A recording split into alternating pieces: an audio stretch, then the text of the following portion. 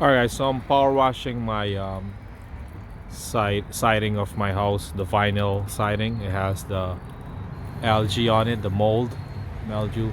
As you can see, I did this part already. It looks clean. I'm using the Sunjo.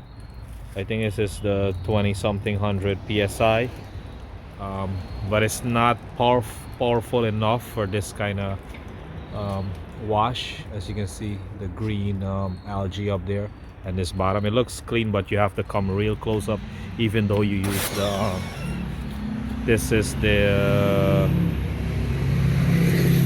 15 degrees. This is the 15 degrees, and the 0 degrees is just like a dot spray. So this one you have to come at the closest. You have to come like real close, like right here, like 1 to 2 inches away to get a clean to get it clean, a clean blast like this, like really close. And this is gonna take up a lot of time and water and a lot of manpower here. So, but it's good for like I would say light duty work, not too much blasting, like power washing, heavy duty power washing.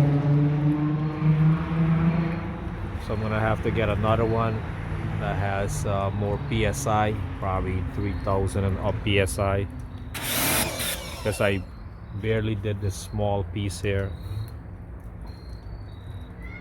which didn't have too much of the algae on it. The top part I have to go up with a ladder, has more algae, and I'm gonna have to be up there a while and point the wand close up like this, like real close, to clean it, and that's gonna be a waste of time. So if you're looking to buy one of these, it's good for like light work, not too heavy power washing.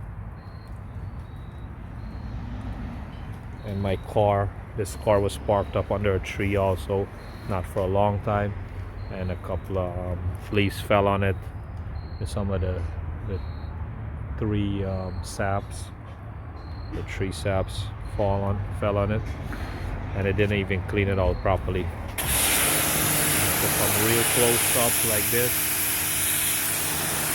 to get it out.